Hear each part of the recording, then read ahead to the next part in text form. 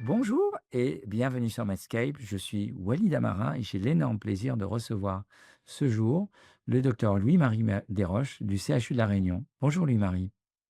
Bonjour Walid, merci beaucoup pour cette invitation. J'ai vu le papier que vous avez publié dans Jack Intervention sur la thrombolyse assistée par ultrasons des embolies pulmonaires à risque intermédiaire élevé. Et dans ce travail, vous êtes intéressé notamment à la voie d'abord. Peux-tu nous dire déjà comment l'idée a germé?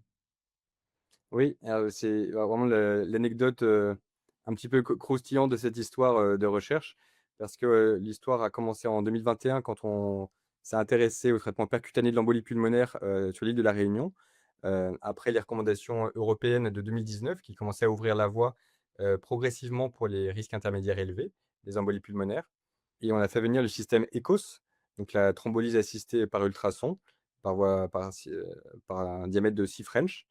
Et quand on a installé notre premier patient, de l'île de la Réunion, on a, un de nos infirmiers, Jean-Bernard Posé, qui nous a dit: «Mais c'est bête, pourquoi vous passez pas par les bras?»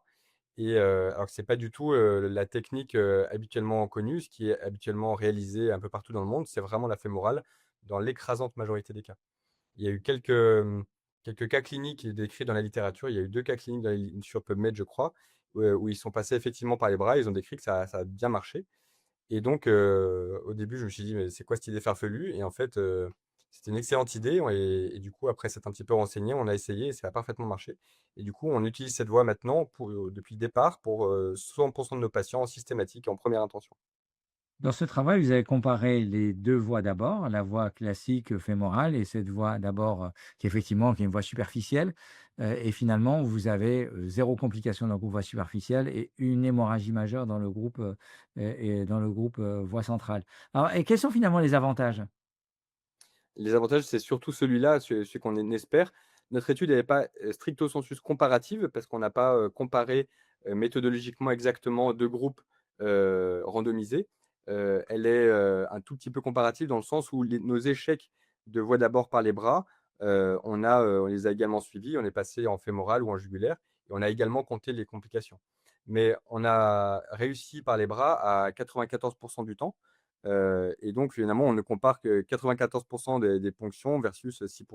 Mais dans ces 6 seulement, il y a quand même eu une complication sérieuse effectivement qui a nécessité, des transfusions, parce que c'est des patients qui sont souvent obèses dans l'embolie pulmonaire. Il y a une surreprésentation et en plus, ils sont tous anticoagulés et en plus, il y a la thrombolyse in situ, même si elle est faible dose, elle est quand même là et donc c'est quand même un surrisque hémorragique qui est pas nul de passer par la voie fémorale et avoir une alternative qui passe par les bras, c'est extrêmement élégant parce que là, le risque hémorragique, il est, probablement très proche de zéro. Dans notre série, il est de 0, mais en tout cas extrêmement faible.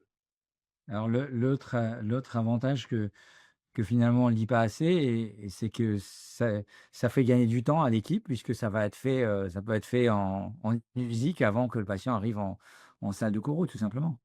Oui, exactement. Il y a habituellement, on nous demande aux infirmiers du ZIC de placer des voies veineuses périphériques au-dessus du coude.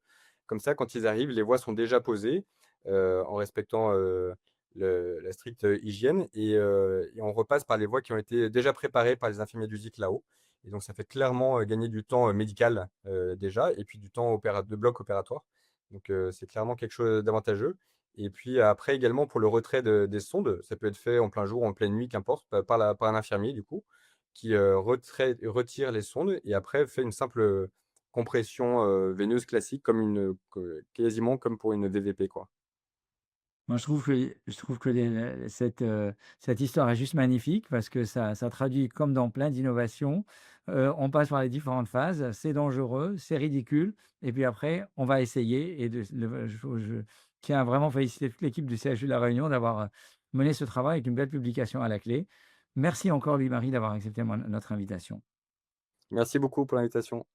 À bientôt. À bientôt, au revoir.